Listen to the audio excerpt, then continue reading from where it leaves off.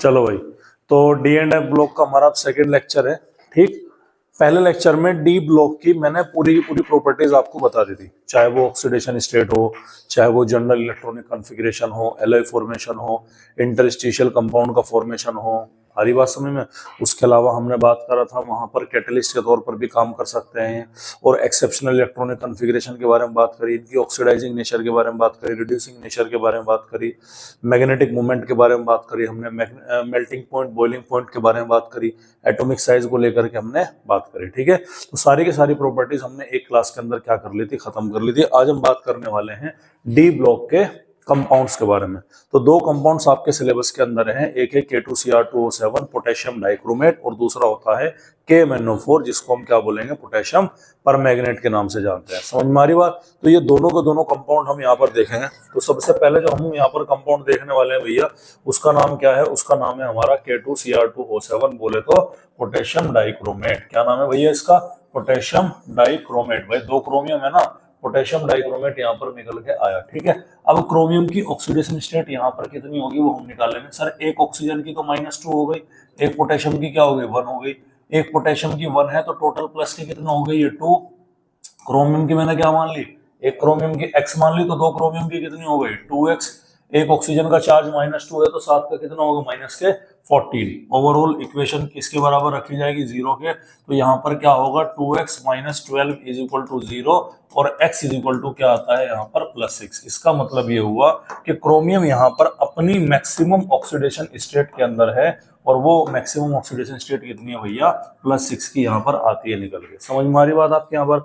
अब इसकी प्रिपरेशन के बारे में हम यहाँ पर बात करेंगे। प्रिपरेशन करने का जो यहाँ पर तरीका है वो है क्रोमाइट ओर से। क्या है भैया, chromite ore. Chromite ore technically ore of chromium होता है, जिसका फॉर्मूला है आपका FeOCr2O3। आई बात समझ में, क्या फॉर्मूला है इसका, FeOCr2O3। लेकिन आप इसको ऐसे भी लिख सकते हैं, FeCr2O4। ठीक है, वही Fe रखा, Cr2 ये रहा, 3 ऑक्सीजन ये, एक ये, टोटल कितनी हो गई, 4 हो गई। तो FeCr2O4 होता है, इसे हम क्या बोलते हैं, क्रोमाइट ओर के नाम से जानते हैं। तो अगर मैं बात करूं उसके कलर के बारे में, पोटेशियम परमैंगनेट का कलर ये रहा, आपको कैसा दिखाई पड़ रहा, ऑरेंज कलर के क्रिस्टल्स आपको यहाँ पर दिखाई पड़ते हैं पोटेशियम डाइक्रोमेट के। ठीक है, प्रिपरेशन देखिएगा ध्यान से। चलिए, सबसे पहले हमने यहाँ पर क्या लिया, सबसे पहले हम यहाँ पर ओर ऑफ क्रोमियम लिया, FeCr2O4। इसकी रिएक्शन हम या तो NaOH से कराएंगे, या फिर किससे कराने वाले हैं, Na2CO3 सोडियम कार्बोनेट से। भाई या तो बेसिक मीडियम में रिएक्शन कराएंगे सोडियम हाइड्रोक्साइड से, एल्कली मीडियम हो गया, या फिर क्या होगा, हम यहाँ पर एक सॉल्ट लेंगे जिसका नाम क्या है, सोडियम कार्बोनेट Na2CO3। एयर की प्रेजेंस हम यहाँ पर रखते हैं, किसकी प्रेजेंस रखेंगे भाई, एयर की। एयर बोले तो ऑक्सीजन की सप्लाई यहाँ पर लगातार इसको क्या होगी, मिलेगी। जब उसके प्रेजेंस में हम हीट करेंगे तो हमें यहाँ पर फॉर्मेशन होती है Na2Cr2O4 की, जिसको हम क्या बोलते हैं, सोडियम क्रोमेट बोलते हैं। क्या बोलते हैं भैया, सोडियम क्रोमेट के नाम से जानते हैं। और साथ ही साथ यहाँ पर किसकी फॉर्मेशन होगी, Fe2O3 की। भाई आयरन भी तो मौजूद है ना यहाँ पर, है भाई, आयरन भी तो मौजूद है ना। तो साथ ही साथ किसकी फॉर्मेशन होगी, फेरिक ऑक्साइड की। ठीक है, अगर आप यहाँ पर NaOH को लोगे तो किसकी फॉर्मेशन होगी, वाटर की फॉर्मेशन होगी। लेकिन अगर आप यहाँ पर Na2CO3 की लोगे तो किसकी फॉर्मेशन होती है, कार्बन डाइऑक्साइड गैस की फॉर्मेशन होती हुई नजर आएगी। ठीक है, तो जो आपका सोडियम क्रोमेट का जो सॉल्यूशन है वो कैसा होता है, वो होता है आपका येलो कलर का। कैसा कलर होगा भैया, येलो कलर।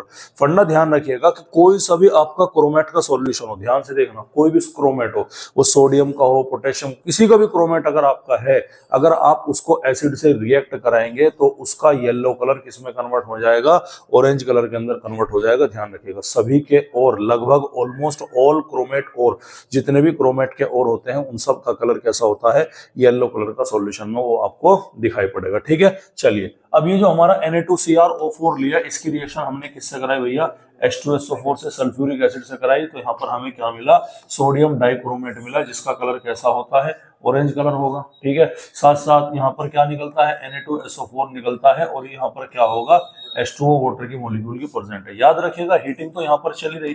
तो जब आप इस सॉल्यूशन को, जो ये आपका सेकंड पार्ट में बन करके तैयार हो, जब आप इसको कूल करते हैं तो पानी के अंदर क्या हो जाता है, Na2SO4 सोडियम सल्फेट जो है वो प्रेसिपिटेट होकर के क्या बैठ जाएगा, नीचे बैठ जाएगा। अवेलेबल क्या रहेगा सॉल्यूबल उसके अंदर, ये रहेगा सोडियम डाइक्रोमेट यहाँ पर मौजूद रहेगा। फिर सोडियम डाइक्रोमेट आप यहाँ पर रिएक्ट करा दीजिएगा, KCl से रिएक्ट कराइएगा तो पोटेशियम क्या कर देगा, सोडियम को रिप्लेस कर देगा और फॉर्मेशन हो जाएगी K2Cr2O7, यानी कि आपके ऑरेंज कलर की क्रिस्टल यहाँ पर बनते हुए नजर आ जाएंगे।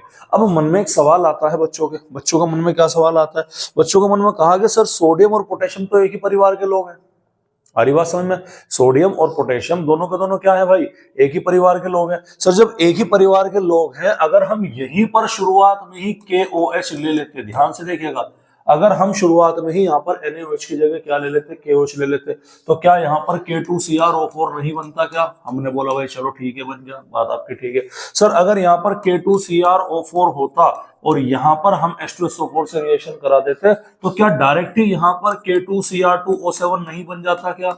आपकी बात बिल्कुल ठीक है। तो फिर हमने जब K2Cr2O7 डायरेक्ट हमारा यहाँ पर बना दे तो इस स्टेप में करने की हमको जरूरत क्या है, ये सबसे बड़ा सवाल बच्चों के मन में आना चाहिए कि सर यहाँ पर पोटेशियम डाइक्रोमेट हम डायरेक्ट चाहे तो बना सकते हैं, लेकिन फिर भी हमने सोडियम का सहारा क्यों लिया? ध्यान से देखिएगा। अब इस पूरी चीज में एक चीज आपको नोट करनी है और वो क्या है, वो है यहाँ पर Na2SO4।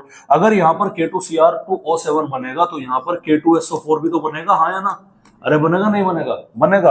और K2SO4 और K2Cr2O7 को अलग अलग करना काफी क्या होता है, मुश्किल होता है। जब तुम इसे अलग ही नहीं कर पाओगे तो भाई फंडा क्या है बनाने का, कोई फायदा है? कोई फायदा यहाँ पर नहीं है। तो ये भी आपने क्या रखना है बेटा, ध्यान रखना। तो नोट लगा हुआ है कि अगर आपने KOH यूज कर लिया किसकी जगह पर, NaOH की जगह पर, तो फॉर्मेशन हो जाएगी K2SO4 की, जिसको सेपरेट नहीं किया जा सकता K2Cr2O7, क्योंकि उसके अंदर ये क्या होता है, हाईली सॉल्युबल होता है। तो जब उसके अंदर सॉल्युबल है तुम उसे अलग नहीं कर सकते, तो भैया फायदा क्या है? इसीलिए हमने जो है वो दूसरा रास्ता लेकर के गए, और वो कौन सा है, हमारा सोडियम वाला रास्ता हम लेकर के पहुंचे हैं। समझ में आ रही बात? क्लियर है भाई? क्योंकि Na2SO4 जो है वो तो प्रेसिपिटेट हो गया हरी बात समझ में, कूल करने पर, और ये इसके अंदर इतना सॉल्युबल होता भी नहीं है। जबकि अगर यहाँ पर K2Cr2O7 बनेगा और K2SO4 बनेगा, K2SO4 हाईली सॉल्युबल होने की वजह से आप K2Cr2O7 को अलग अलग नहीं कर सकते, इसीलिए हमने यहाँ पर ये सहारा लेने का काम किया। बोलो भाई, यहाँ तक कहानी समझ में आई कि नहीं? अब प्रॉपर्टीज के बारे में बात करते हैं। प्रॉपर्टीज वही हमारी, कैसा कलर है इसका दिखाई पड़ रहा है आपको, ऑरेंज कलर का। क्रिस्टल, क्रिस्टल बोलते हैं जैसे चीनी के दाने होते हैं ना, उस तरह से क्रिस्टलाइन सॉलिड होता है, ऑरेंज कलर का। पानी के अंदर घुल जाता है, हाँ पानी के अंदर ये घुल जाता है, वाटर सॉल्युबल ये आपका होता है, ठीक है। अब हम बात करेंगे इफेक्ट ऑफ मीडियम को लेकर के। मीडियम समझ रहे हैं आप? सर मीडियम हमारे तीन तरह के हैं, या तो हमारा एसिड होगा, या हमारा बेसिक होगा, या फिर क्या होगा, न्यूट्रल होगा। एसिडिक अगर मीडियम है तो उसका पीएच 7 से कम होगा, बेसिक अगर मीडियम है तो उसका पीएच 7 से ज्यादा होगा, और न्यूट्रल पर क्या होता है भैया, 7 होता है। समझ में आ रही बात आपको? बस आपको अगर ये चीज समझ में आ गई तो आपके आगे का क्या हो जाएगा, काम हो जाएगा। ध्यान से देखिएगा, ये क्या है आपका CrO4-2 और ये क्या है Cr2O7-2। मैं पहले इन इक्वेशन को तोड़ करके लिख देता हूं। देखिएगा, आपने लिया Cr2O7-2, -2 को अगर मैं यहां से हटा दूं तो यहां पर 2 K2 लगा सकता हूं, यानी कि K2Cr2O7 को लिखने का मेरा तरीका क्या है, दूसरा है। समझ में आ रही बात? अगर मैं इस K2Cr2O7 को क्या कर देता हूं, किसी बेसिक मीडियम में रख देता हूं, KOH रख दिया, NaOH रख दिया, समझ में आ रही बात? यानी कि कोई भी ऐसा बेसिक मीडियम जिसका क्या है, जहां से हमें OH नेगेटिव आयन मिल रहे हैं, OH नेगेटिव आयन मिल रहे हैं, तो pH की वैल्यू क्या होगी, यहाँ पर 7 से ज्यादा निकल कर आएगी। समझ में आ रही बात? तो जब मैं आपका K2Cr2O7 को 7 से ज्यादा pH वाले सॉल्यूशन में रखता हूं, मतलब किसके अंदर रखता हूं, हमारे बेसिक मीडियम के अंदर रखता हूं, तो वहां पर हमें फॉर्मेशन होती है K2Cr O4 की। किसकी फॉर्मेशन होगी भैया? K2Cr O4 की फॉर्मेशन होगी। इसको हम बोलते हैं पोटेशियम क्रोमेट। क्या बोलेंगे भैया? Potassium chromate. यानी कि याद आपको ये रखना है कि जब पोटेशियम डाइक्रोमेट को हम बेसिक मीडियम में रखते हैं तो वो डाइक्रोमेट कन्वर्ट हो जाता है पोटेशियम क्रोमेट के अंदर। और अगर इस पोटेशियम क्रोमेट को, मैंने अभी भी क्या बताया कि दुनिया का कोई भी क्रोमेट है, क्या डाल दो उसमें, एसिड डाल दो, किसमें कन्वर्ट हो जाएगा, डाइक्रोमेट के अंदर कन्वर्ट हो जाएगा। अब अगर इस पोटेशियम क्रोमेट को मैं वापस से इसके अंदर कन्वर्ट करना है तो क्या डालना पड़ेगा मुझे, H2SO4 HCl कोई भी क्या डाल दो, एसिड आपको यहाँ पर डालना पड़ेगा। जैसे ही एसिड डाला तो इसका पीएच क्या हो गया भैया, 7 से कम हो गया। तो वो इक्वेशन यही लिखी हुई है, ये आपका क्रोमेट आयन है। जब आपको एसिडिक मीडियम के अंदर डाला तो क्रोमेट हमेशा किसमें कन्वर्ट होगा, डाइक्रोमेट के अंदर। और जब आप डाइक्रोमेट को बेसिक मीडियम के अंदर 7 से ज्यादा पीएच में डाल लो तो वो किसके अंदर कन्वर्ट हो जाता है, आपका क्रोमेट के अंदर कन्वर्ट हो जाता है। ये चीज आपने क्या रखनी है, ध्यान रखनी है। समझ में आ रही बात? तो क्रोमेट किसमें कन्वर्ट होगा, डाइक्रोमेट में। कब, जब पीएच 7 से कम होगा। डाइक्रोमेट किसके अंदर कन्वर्ट होगा, क्रोमेट के अंदर। कब, जब आपका पीएच 7 से ज्यादा होगा। आ रही बात समझ में? तो अलग अलग मीडियम पे कहानी समझ में आई कि अलग अलग क्या हुआ। उसके बाद में हीट है। सर अगर हम K2Cr2O7 को हीट कर दे, हाँ भाई कर दे भैया हीट, हमें क्या जा रहा, K2Cr2O7 पोटेशियम डाइक्रोमेट को हीट करेगा तो क्या बनेगा, पोटेशियम क्रोमेट बनेगा। साथ ही साथ क्या बनता है, क्रोमिक ऑक्साइड Cr2O3, और ऑक्सीजन गैस यहाँ से क्या होती है, लिबरेट होती हुई नजर आती है। समझ में आ रही भाई बात आपकी, क्लियर है? उसके बाद में सर अगर हाइड्रोजन पेरोक्साइड से रिएक्शन करा दें, इसमें वैसे रिएक्शन ये वाले ऐसे इंपॉर्टेंट तो है नहीं, लेकिन यहाँ पर जो चीज बनती है वो इंपॉर्टेंट है, ध्यान से देखिएगा।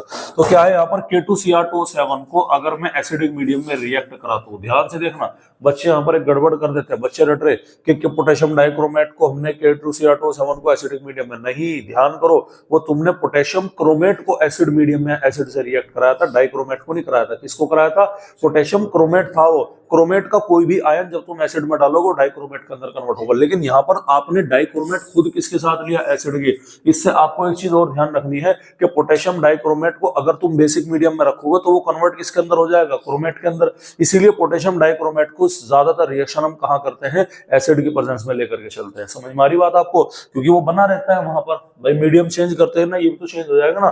तो पोटेशियम डाइक्रोमेट H2SO4 का जो सॉल्यूशन होता है उसको हम बोलते हैं एसिडिफाइड पोटेशियम डाइक्रोमेट। जब भी अब रिएक्शन होगी इसी सॉल्यूशन की होगी। इसकी रिएक्शन किससे कराया हमने, H2O2 से कराया। तो क्रोमियम पेंटाऑक्साइड यहाँ पर हमें बनता हुआ नजर आता है, साथ में बनता है पोटेशियम बाइसल्फेट की फॉर्मेशन होती हुई नजर आएगी। अब जो आपका यहाँ पर क्रोमियम पेंटाऑक्साइड या क्रोमियम परऑक्साइड होता है CrO5, इसमें एक ऑक्सीजन के ऊपर कितना चार्ज है, -2 का। क्रोमियम का कितना आ गया, x का, तो x plus 5 into -2 is equal to कितना हो गया, 0।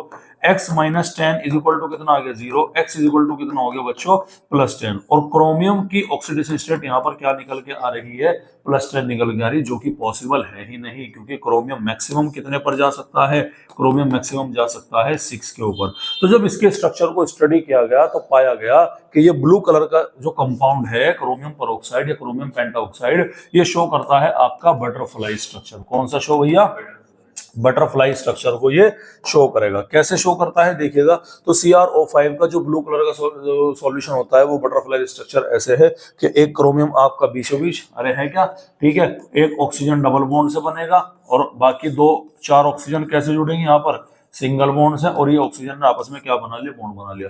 ऑक्सीजन सिंगल बॉन्ड ऑक्सीजन को हम क्या बोलते हैं, पेरोक्साइड लिंकेज। कौन सा बॉन्ड बोलते हैं भाई, पेरोक्साइड लिंकेज या पेरोक्साइड बॉन्ड के नाम से इसको जानते हैं। इसका ऊपर -1 का चार्ज है, तो इस ऑक्सीजन की वजह से क्रोमियम पे कितना चार्ज आएगा, +1। इस -1 की वजह से कितना आएगा, +1। इस -2 की वजह से कितना आएगा, +2। इस -1 की वजह से कितना आएगा, +1। इस -1 की वजह से कितना आएगा, +1। टोटल कितना चार्ज हो गया भाई आपका, +6 का चार्ज हो गया। टोटल मार दो। मैथ्स आती होगी थोड़ी बहुत, आती है, ठीक है। नुके सर बायो ने इसलिए ली थी क्योंकि हमारे मैथ्स कमजोर थी, नहीं, ध्यान रखिएगा। तो ये क्या है आपका, ये क्रोमियम +6 के ऑक्सीडेशन स्टेट यहाँ पर शो करता हुआ नजर आएगा। बोलो भाई, ठीक है। अब हम बात करते हैं इसकी ऑक्सीडाइजिंग नेचर को लेकर के। किसको लेकर के भाई, ऑक्सीडाइजिंग नेचर को लेकर के अब हम इसकी बात करेंगे। ऑक्सीडाइजिंग नेचर क्या है देखिएगा, कि जो आपका K2Cr2O7 होता है ना, वो काफी स्ट्रॉन्ग ऑक्सीडाइजिंग एजेंट होगा। कब, एसिडिक मीडियम में। याद आया ना, मैंने बोला था कि K2Cr2O7 को हम एसिडिक मीडियम में ही यूज करेंगे क्योंकि वहां पर ये अच्छा खासा ऑक्सीडाइजिंग एजेंट है। ध्यान से सुनिएगा, K2Cr2O7 में क्रोमियम अपनी मैक्सिमम ऑक्सीडेशन स्टेट +6 में है, तो अपने आप तो अभी अपनी ऑक्सीडेशन तो बढ़ा नहीं सकता, हमेशा क्या करेगा, रिड्यूस करेगा। जब ये अपनी ऑक्सीडेशन रिड्यूस करेगा उसे क्या बोलेंगे, रिडक्शन। और जिसका रिडक्शन हो रहा है, जब वो खुद का रिडक्शन करेगा तो सामने वाले का क्या कराएगा, ऑक्सीडेशन कराएगा, सामने वाले को ऑक्सीडेशन कराएगा, इसीलिए उसे हम क्या बोलेंगे, ऑक्सीडाइजिंग एजेंट। जैसा आपने सुना होगा LIC एजेंट, वो सामने वाले का क्या करता है, बीमा करता है। LIC की पॉलिसी सामने वाले की रखता है, ये नहीं अपने पास जाके जी मैं LIC का एजेंट हूँ, आपने कहा तो मैं क्या करूँ, कल मैं अपना बीमा खुद करना चाहता हूँ, कर ले। ऐसे थोड़ा ही होगा। नहीं आ रही समझ में बात है भाई, आ रही नहीं आ रही, नहीं आ रही क्या, तो सो रहे क्या, चलिएगा।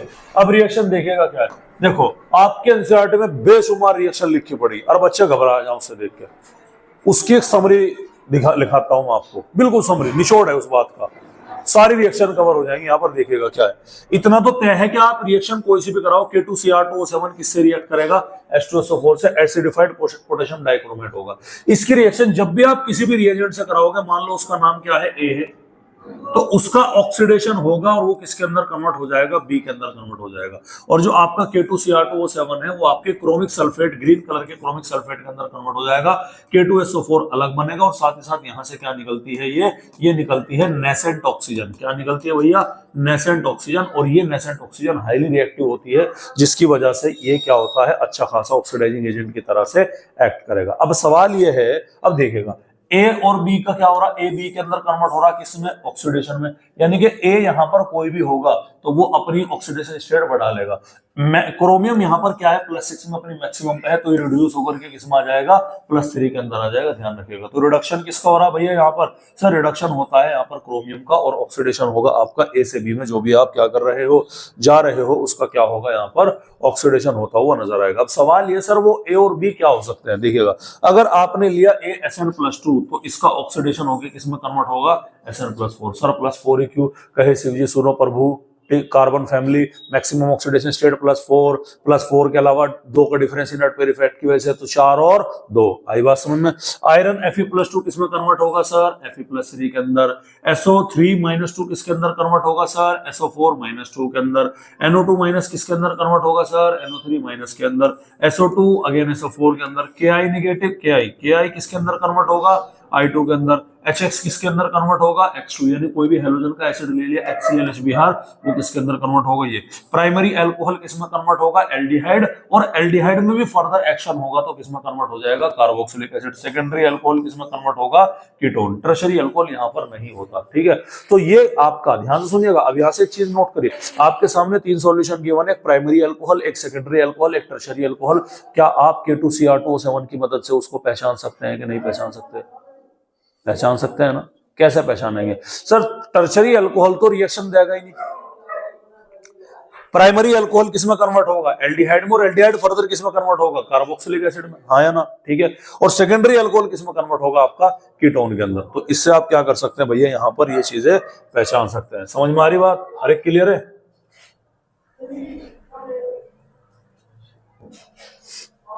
चलिएगा अब एक जनरल रिएक्शन और लिख देते हैं यहां पर, ध्यान से देखिएगा, ध्यान से देखिएगा। K2Cr2O7 में जो क्रोमियम +6 पर था वो किसके अंदर कन्वर्ट हुआ, क्रोमियम +3 के अंदर कन्वर्ट हुआ। ध्यान सुनिएगा, अगर एक क्रोमियम +6 से +3 पर कन्वर्ट हो रहा है तो उसने कितने इलेक्ट्रॉन का गेन किया, 3 इलेक्ट्रॉन का। टोटल कितना क्रोमियम है यहाँ पर, 2, तो टोटल कितने इलेक्ट्रॉन को गेन करेगा, 6 इलेक्ट्रॉन को। ध्यान सुनिएगा, तो जो वहां पर K2Cr2O7 एसिडिक मीडियम में कन्वर्ट हो रहा है 2Cr+3 के अंदर, तो वो कितने इलेक्ट्रॉन को गेन करके होता है, 6 इलेक्ट्रॉन को। ये भी आपने क्या रखनी है, याद रखनी है। ये इक्वेशन बैलेंसिंग वगैरह सारी चीजें कहां सीखेंगे, रेडॉक्स में, ये देखिएगा। यानी कि ये आपका K2Cr2O7 किसके अंदर कन्वर्ट हुआ, क्रोमिक सल्फेट के अंदर कन्वर्ट हुआ। कितने इलेक्ट्रॉन गेन किए इसने भैया, 6 इलेक्ट्रॉन को गेन किया। एक क्रोमियम कितने को करेगा, 3 इलेक्ट्रॉन को करेगा, क्योंकि 6 से 3 पर जाना ना भाई, घट रहा ना, तो 3 इलेक्ट्रॉन गेन किया होगा तभी तो 3 घटे, आई बात समझ में। तो 2 कितने करेंगे, यहाँ पर 6 करेंगे। ये भी आपने क्या रखना है भाई, ये भी आपने ध्यान रखना है, ठीक है। तो क्रोमिक जो आपका K2Cr2O7 है एसिडिक मीडियम में 6 इलेक्ट्रॉन को गेन करेगा और कन्वर्ट हो जाता है 2Cr+3 में, जिसका कलर कैसा होगा, ग्रीन कलर का होगा, याद रखिएगा, कोई दिक्कत वाली बात। अच्छा, उसके बाद में एक टेस्ट आता है जिसका नाम है क्रोमाइल क्लोराइड टेस्ट। क्या नाम है भाई टेस्ट का, क्रोमाइल क्लोराइड टेस्ट। आपके पास में ऐसे कंपाउंड है जिनमें क्लोराइड आयन मौजूद है। वो कंपाउंड आयोनिक हो सकता है, वो कंपाउंड कोवेलेंट हो सकता है। तो जो आपके आयोनिक कंपाउंड होंगे ना, केवल वही क्या शो करेंगे, क्रोमाइल क्लोराइड टेस्ट को मतलब शो करते हैं। कोवेलेंट क्लोराइड वाले कंपाउंड इसको शो नहीं करते। पहले तो आपने फंडा क्या रखना है, यही याद रखना। अब यहां पर हुआ क्या वो देखिएगा, यहां पर ये हुआ कि आपका K2Cr2O7 है, ये यहां पर K गायब है, K2Cr2O7 है, H2SO4 से तो रिएक्ट करेगा ही करेगा। कोई भी एक ऐसा कंपाउंड आपने लिया जिसके अंदर क्या है, आयोनिक क्लोराइड है, आया ना, समझ में आ रही बात। अब ये किसके अंदर कन्वर्ट होता है, आपका ये रिएक्ट करके कन्वर्ट हो जाएगा क्रोमाइल क्लोराइड में CrO2Cl2, जो कि कैसे कलर की वेपर प्रोड्यूस करेगा, रेडिश ऑरेंज कलर की यहाँ पर वेपर को क्या करता है, प्रोड्यूस करता है, साथ ही साथ KCSO4 बनेगा। अब ये जब रेडिश कलर की जो आपकी वेपर होंगी, जब आप इसको पास करते हैं किसी एल्कलाइन मीडियम में या बेसिक मीडियम से, तो ये कन्वर्ट हो जाता है, रेडिश ऑरेंज कलर की जो वेपर है वो उस सॉल्यूशन को किसमें कन्वर्ट कर देगी, येलो कलर के सॉल्यूशन में कन्वर्ट कर देगी। मतलब क्या है, सोडियम क्रोमेट है। और जब इसमें आप लेड एसिडेट डालते हो तो येलो कलर का जो सॉल्यूशन है उसमें क्या बन जाता है, येलो कलर की पीपीटी नीचे बैठ जाता है। यही पूरा टेस्ट क्या कहलाया जाएगा, chromyl chloride test. K2Cr2O7 H2SO4 के साथ में रिएक्ट करेगा। कब रिएक्ट करेगा, जब आपका कोई भी आयनिक कंपाउंड मौजूद होगा जिसमें क्लोराइड मौजूद है। वो दोनों रिएक्ट करेंगे, रेडिश ऑरेंज कलर की वेपर बनेगी। उस रेडिश ऑरेंज कलर की वेपर को जब हम किसी बेसिक मीडियम से पास कराएंगे तो उसका कलर कैसा हो जाएगा, येलो हो जाएगा। लेड एसिडेट डालोगे तो सॉल्यूशन का कलर जो येलो था वो येलो प्रेसिपिटेट सारे के सारे कहां बैठ जाते हैं, नीचे बैठ जाते हैं, प्रेसिपिटेट होता हुआ नजर आता है। ठीक है, अब कुछ फोटोग्राफ आप यहाँ पर देखिएगा और देख करके बताइएगा, क्या इनको देख करके कुछ पहचानते हैं क्या आप? हाँ भाई, पहचानते हैं? क्या क्या हो रहा, क्या लग रहा आपको? ये अल्कोहल चेक कर रहा, कौन कर रहे? पुलिस वाले। किसका कर रहे? ड्राइवर का। इस टेस्ट को क्या बोलते हैं? ड्रंकन ड्राइवर टेस्ट के नाम से जानते हैं। ये बड़ा कॉमन आपने देखा होगा। और केमिस्ट्री में इसको हम बोलते हैं ब्रीथलाइजर टेस्ट। क्या बोलते हैं भैया? ब्रीथलाइजर टेस्ट बोलते हैं, जो कि ये चेक किया जाता है कि जो ड्राइवर है उसने दारू पी रखी है या नहीं पी रखी। समझ में आ रही बात? अब ध्यान से सुनना, ध्यान से देखना कि भैया दारू क्या है? अल्कोहल, प्राइमरी अल्कोहल है। ध्यान से देखना, दारू क्या है? प्राइमरी अल्कोहल है। कोई दिक्कत वाली बात है? कैसा कलर होता है उसका? कलरलेस होगा। सॉल्यूशन के अंदर क्या मौजूद है? K2Cr2O7 एसिडिफाइड K2Cr2O7 है। किस कलर का है भैया? वो ऑरेंज कलर का। अगर वो कलर, ध्यान से सुनिएगा, वही जो पीछे मैंने आपको बताया था कि K2Cr2O7 एसिडिफाइड में अगर बीच में कोई भी A आया तो वो कन्वर्ट होगा किसके अंदर? Cr+3 के अंदर कन्वर्ट होगा, जिसका कलर कैसा है? ग्रीन कलर का। तो अगर किसी ने, देखो यहां पर अगर आप थोड़ा सा रिएक्शन में पीछे की तरफ जाते हो, जो कि मैंने अभी आपको बताया है, ये क्या है कि अगर मैं यहां पर क्या ले लेता हूं, अगर मैं यहां पर A, मैं अभी वही तो बता रहा हूं आपको कि यही सेम रिएक्शन है, और इस सेम रिएक्शन में A की जगह पर मैंने क्या ले लिया? C2H5OH ले लिया। ये क्या ले लिया मैंने? अल्कोहल ले लिया। तो इसकी जगह पर मुझे क्या मिलेगा? 2 कार्बन का एल्डिहाइड यानी कि CH3CHO, और ये फर्दर किसमें कन्वर्ट हो जाएगा? CH3COH के अंदर कन्वर्ट हो जाएगा। यानी कि अगर किसी ने अल्कोहल पी रखा है तो रिएक्शन तो होगी, कोई प्रॉब्लम नहीं है, लेकिन उसका जो ऑरेंज कलर उनके पास मौजूद है वो किसके अंदर कन्वर्ट होने वाला है? ग्रीन कलर के अंदर। के भैया फूंक मार, इसमें जोर से फूंक मारते हैं तो सलाइवा होता है, अल्कोहल के ट्रेसेस होते हैं। अल्कोहल के ट्रेसेस मिलते ही अल्कोहल का ऑक्सीडेशन हो गया, K2Cr2O7 वहां पर भरा रहता है, उसका रिडक्शन होकर के कलर कैसा हो गया? ग्रीन कलर हो गया। इसी टेस्ट को हम क्या बोलते हैं बच्चों? ब्रीथलाइजर टेस्ट के नाम से जानते हैं, ड्रंकन ड्राइवर टेस्ट के नाम से जानते हैं। नहीं आ रही समझ में बात मेरे ख्याल में? यस यस यस, ये देखिएगा K2Cr2O7 H2SO4 कैसा कलर है? ऑरेंज। जैसे ही अल्कोहल से रिएक्ट करेगा तो ग्रीन कलर में कन्वर्ट हो जाएगा और ये आपका ऑक्सीडाइज हो करेगा। इसीलिए यहां पर मैंने पीछे लिखा ना कि आपका प्राइमरी अल्कोहल किसमें कन्वर्ट हो रहा है? प्राइमरी अल्कोहल एल्डिहाइड के अंदर कन्वर्ट हो जाएगा। समझ में आ रही बात? सर सेकेंडरी अल्कोहल पी लिया, अबे सेकेंडरी अल्कोहल पी के मरना किसी को? समझ में आ रही बात? ये अल्कोहल सारे मतलब पी नहीं सकते आप। मिथेनॉल और इथेनॉल दिखने में लगभग एक जैसे ही है, लेकिन मिथेनॉल आपकी जान ले सकता है, जानलेवा होता है। ठीक है, चलिए उसके बाद हम बात करते हैं क्रोमेट और डाइक्रोमेट का स्ट्रक्चर। क्रोमेट का स्ट्रक्चर क्या होता है? CrO4- है भाई। ठीक है, इसका स्ट्रक्चर क्या होगा? Cr2O4-2। अरे कोई दिक्कत वाली बात है तो बस देखिएगा, ये आपके किसका स्ट्रक्चर है? क्रोमेट आयन का स्ट्रक्चर है, और ये किसका है? आपके डाइक्रोमेट आयन का स्ट्रक्चर है। मैं अपना वाला बना देता हूं कि आपको कौन सा वाला याद रखना है, तो आपको ऐसे वाला याद रखना। देखिएगा, ये कार्बन और ऑक्सीजन के बीच में, 2 के बीच में क्या आ गए? डबल बॉन्ड आ गए। ठीक है, एक पे क्या आ गया? नेगेटिव, दूसरे पे क्या आ गया? नेगेटिव, और 2 पे क्या दे दिया हमने? Double bond. आ रही बात समझ में? इधर डाइक्रोमेट के अंदर क्या है कि यहाँ पर क्रोमियम ऑक्सीजन से इसने इससे बॉन्ड बना रखा, एक नेगेटिव इधर आ गया, एक नेगेटिव इधर आ गया, बाकी बॉन्ड कैसे हो गए? बाकी बॉन्ड आपके डबल बॉन्ड हो गए। आ रही बात समझ में? क्लियर है? बॉन्ड एंगल ध्यान रखिएगा, डाइक्रोमेट में कितना होता है? 126 डिग्री का, और ये जो क्रोमियम और ऑक्सीजन की सिंगल बॉन्ड वाली लेंथ है ये क्या होती है? 179 पाइकोमीटर की होती है। डबल बॉन्ड वाली जो आपकी होगी वो कितनी होगी? 163 पाइकोमीटर की होगी। ये भी आपने क्या रखनी है भाई? ध्यान रखनी है। कोई दिक्कत वाली बात? तो K2Cr2O7 यहाँ पर क्या होता है बच्चों? खत्म होता है। अब हम किसके बारे में बात करेंगे जी? अब हम बात करेंगे यहाँ पर KMnO4, जिसको हम बोलते हैं पोटेशियम परमैंगनेट। क्या बोलते हैं भाई? पोटेशियम परमैंगनेट, जिसका नाम क्या है? KMnO4 होता है। प्रेसिपिटेशन होती है पायरोल्यूसाइड से, जिसका नाम क्या है? MnO2। ब्राउन ब्लैक कलर होता है। जब ये ब्राउन ब्लैक का कलर बेसिक मीडियम है, देखो वहां पर भी सेम सीधी रिएक्शन, वहां पर हमने क्या यूज किया था, वहां पर हमने NaOH का या Na2CO3 का यूज किया था। सेम हम यहाँ पर यूज कर सकते हैं, हमने KOH का और किसका यूज किया, एयर का यूज किया, तो क्या बना आपको पोटेशियम मैंगनेट, जिसका कलर कैसा होता है, डार्क ग्रीन, यानी कि ब्राउन ब्लैक कलर किसमें कन्वर्ट हो गया, डार्क ग्रीन कलर का। ये क्या है, ये पोटेशियम मैंगनेट है, परमैंगनेट नहीं है, क्या है, मैग्नेट है, पोटेशियम मैग्नेट है। समझ में आ रही बात। अब जब आप इस पोटेशियम मैग्नेट को अलग अलग तरीके से क्या करेंगे, अलग अलग तरीके से इसका ऑक्सीडेशन करेंगे, तो आपको क्या मिल सकता है, KMnO4 मिल सकता है। वो अलग अलग तरीका कहाँ है, आप क्लोरीन के साथ में रिएक्ट करा सकते हैं। दूसरा तरीका, आप डायरेक्ट ऑक्सीजन वाटर की प्रेजेंस में रिएक्ट करा सकते हैं। समझ में आ रही बात। तीसरा तरीका कि बेसिक मीडियम में आप इसको क्या कर दो, बिजली दे दो, इलेक्ट्रोलिसिस करा दो, क्या बनेगा, तीनों तरीके से KMnO4 की फॉर्मेशन होती हुई दिखाई पड़ेगी। नहीं आ रही समझ में बात, आ रही है ना। उसके बाद में सेकंड प्रिपरेशन आती है मार्शल एसिड। मार्शल एसिड होता है H2H2O8 यानी परऑक्सो डाइसल्फ्यूरिक एसिड, इसका आपका दूसरा नाम होता है। ठीक है, MnO की रिएक्शन किससे कराई, H2H2O7 एसिड O8 से कराई, किसकी प्रेजेंस में, वाटर की प्रेजेंस में, क्या बना, HMnO4 और H2SO4। अब ये जो आपका HMnO4 बना, इसको फिर कहां डाल दो, बेसिक मीडियम में, क्या बनेगा आपका, KMnO4 की फॉर्मेशन हो जाती है। ये आपका पोटेशियम परमैंगनेट होता है, ध्यान दीजिएगा। दोनों मेथड समझ में आ गए। प्रॉपर्टीज के बारे में बात करते हैं। वॉयलेट कलर का क्रिस्टलाइन सॉलिड होता है, ये सॉलिड देखिएगा क्रिस्टल के समान है, वॉयलेट कलर के है, और इतने ज्यादा वॉयलेट, इतना ज्यादा डार्क वॉयलेट होता है कि आदमी से क्या मानता है, ब्लैक कलर मान करके चलता है। एनसीईआरटी लिखी है कि ऑलमोस्ट ब्लैक, एनसीईआरटी ने मेंशन किया है ब्रैकेट के अंदर, जब आप ये KMnO4 वाली एनसीईआरटी पढ़ेंगे उसके अंदर लिखा हुआ है कि ऑलमोस्ट ब्लैक होता है। ठीक है भैया, आ रही बात समझ में। उसके अलावा पानी के अंदर ये सॉल्युबल होता है, लेकिन इतना ज्यादा सॉल्युबल नहीं है, आप देख सकते हैं ये रहा पानी के अंदर, इतना सॉल्युबल कहाँ है। ठीक है, आ रही बात समझ में। ठीक है, घुल जाता है, लेकिन फिर भी जब आप इसे पानी के अंदर इस सॉल्यूशन को घोलते हैं तो इसका कलर वॉयलेट से कैसा हो जाता है, पर्पल पिंक या फिर डार्क पर्पल कलर आपको होता हुआ दिखाई पड़ेगा। दिख रहा है कि नहीं दिख रहा। तो ये क्या है आपका KMnO4 के बारे में। हीट के बारे में वही है सर, हीट करेंगे KMnO4 को, किसमें कन्वर्ट हो जाएगा, K2MnO4 और MnO2 के अंदर, और ऑक्सीजन वापस से हो जाएगी, यानी कि वही रिएक्शन जो पहले चली थी। अब इसी से तो तुमने KMnO4 बनाया था, तो उसका उल्टा हो जाता है बेसिकली। ऑक्सीडाइजिंग नेचर की बात करें, ध्यान से देखिएगा, मैं कुछ चीजें आपको बता रहा। आपका एक स्केल होता है जिसका नाम है पीएच स्केल। क्या नाम होता है भैया,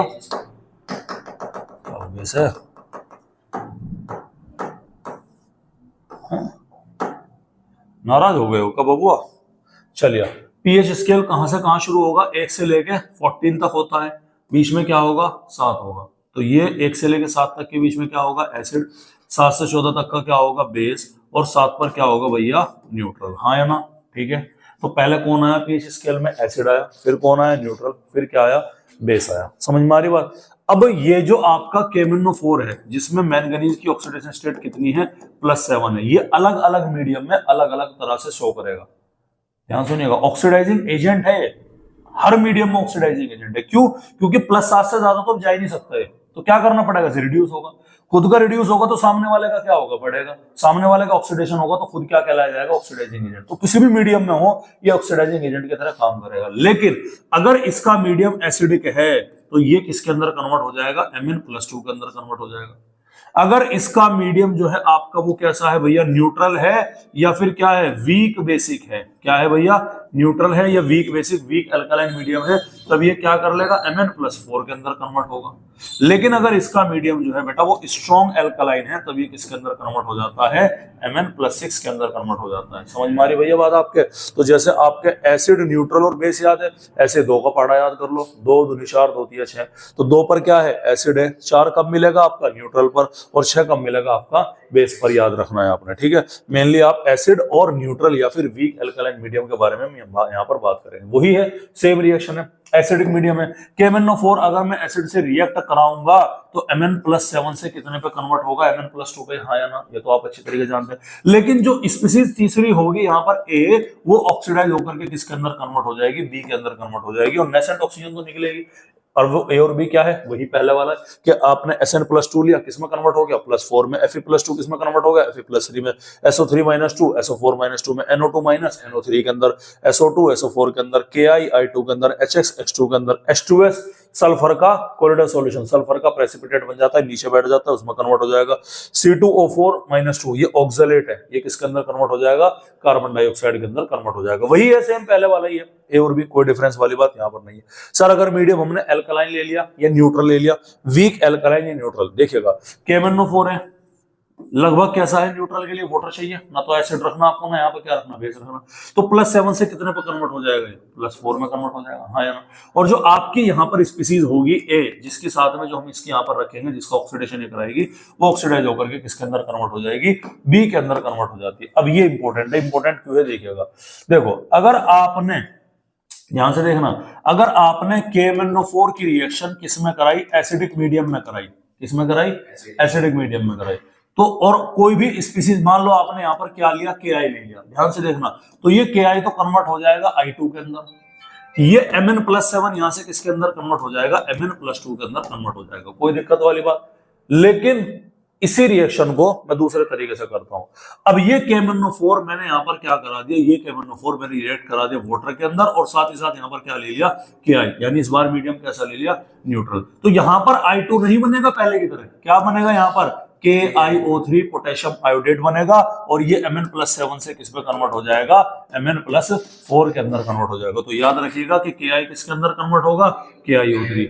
S2O3-2 किसके अंदर कन्वर्ट होगा, SO4-2 के अंदर। और आपका कोई भी क्या है ये, अगर आपका कोई भी अनसैचुरेटेड हाइड्रोकार्बन है तो वो डाईओल के अंदर कन्वर्ट होगा, ध्यान रखिएगा। अनसैचुरेटेड हाइड्रोकार्बन कोई भी है, डबल या ट्रिपल बॉन्डेड कोई सा भी है, तो एक एक बॉन्ड टूटेगा, उनके बीच में किसमें कन्वर्ट हो जाएगा, डाईओल, यानी दोनों कार्बन पर क्या लग जाएंगे, OH ग्रुप लग जाएंगे। और इसी टेस्ट को हम क्या बोलते हैं, इसी टेस्ट को हम बोलते हैं बेयर्स टेस्ट। जो तीसरे वाला आता है ना ये वाला, ये इसी टेस्ट को हम क्या बोलते हैं, बेयर्स टेस्ट बोलते हैं। यानी कि जब आप ध्यान से देखिएगा, जब आप 1%, ध्यान से देखिएगा, जब आप 1% कोल्ड एल्कलाइन सॉल्यूशन, एल्कलाइन मतलब स्लाइटली बेसिक या फिर न्यूट्रल, जब आप 1% कोल्ड एल्कलाइन सॉल्यूशन को किसी भी अनसैचुरेटेड हाइड्रोकार्बन से क्या कराएंगे, रिएक्ट कराएंगे, तो जो इसका KMnO4 का पर्पल पिंक कलर है वो कन्वर्ट हो जाएगा किसके अंदर, ब्राउन ब्लैक कलर के अंदर। किसके अंदर कन्वर्ट हो जाता है, ब्राउन ब्लैक। यानी कि अगर आपको ये पता करना है कि किसी भी कंपाउंड में डबल बॉन्ड या ट्रिपल बॉन्ड मौजूद है, आप उसमें 1% एल्कलाइन KMnO4 का सॉल्यूशन डाल दो, अगर उसका और पर्पल पिंक कलर किसमें कन्वर्ट हो गया, ब्राउन ब्लैक के अंदर कन्वर्ट हो गया, समझ जाना कि यहाँ पर डबल बॉन्ड या ट्रिपल बॉन्ड प्रेजेंट है। आ रही बात समझ में। और साथ ही साथ प्रोडक्ट क्या बनता है, यहाँ पर डाईओल की फॉर्मेशन होती हुई नजर आती है। नहीं आ रही समझ में बात, आ रही है ना। नोट देखिएगा, 1% कोल्ड एल्कलाइन KMnO4 का सॉल्यूशन को क्या बोलेंगे, Baeyer reagent. Purple pink colour Baeyer reagent का गायब हो जाता है, कब गायब हो जाएगा, और ब्राउन कलर हो जाता है MnO2 की फॉर्मेशन, अगर हम इसको अनसैचुरेटेड हाइड्रोकार्बन से ट्रीट करा दे।